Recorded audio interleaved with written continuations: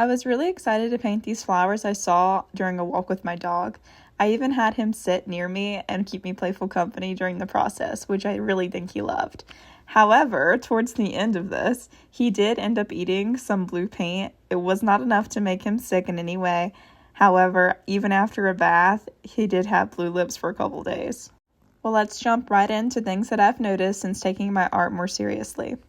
I've realized that taking my own reference photos for my work is a part of the art process. This may sound more like common sense rather than a hot take or creative tip, but before recent times, I would just look up images online of whatever it was that I desired to paint. However, as soon as I put myself behind the camera, I felt like I had a much stronger sense of ownership over my artwork.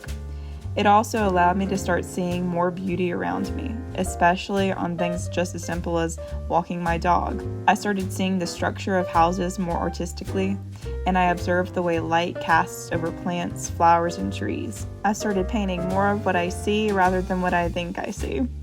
So it's been a very rewarding practice. The second thing that I've noticed is the importance of painting subjects that I truly enjoy, which makes my artwork have more life and boldness. When I was less cautious about the way that I spent my time with themes and subjects on my paintings, creating felt more like a quick passing of time or an assignment rather than an experience. Painting based on trends or painting what I thought people wanted to see from me made me feel more like a phony and less like an artist.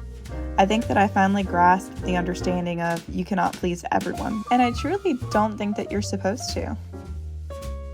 The last of my notes is that comparison, like comparing yourself to others in art, leads to jealousy, which does not serve me. Rather, it robs me of my own motivation. I found that the more I resent my work or skill through the masking of jealousy, the less creative I become. And this pours into other aspects of my life, such as the way that I view myself, relationships I have with my friends and family, and even how I think about myself in my future. So I've started practicing the phrase, jealousy is a liar, when I get an inkling of envy.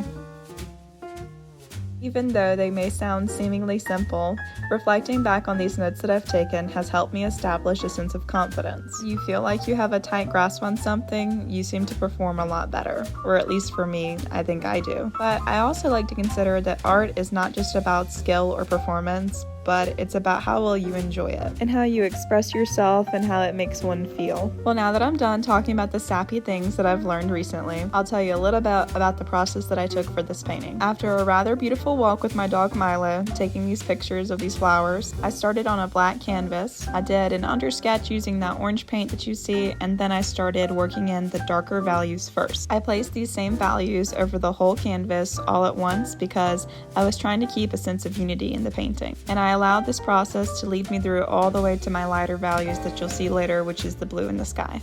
If you're not exactly sure what the word value means in art, a simple way to put it is the way that the light casts on an object, which really means how light or how dark an object is. We tend to think of this as the word shading. And so here at this point, you'll see me adding those lighter values or that light purple over my dark purple on my petals. It not only makes the florals pop, but it also adds a little bit of depth to the painting. You may have already noticed that I've done this with the green leaves in the back.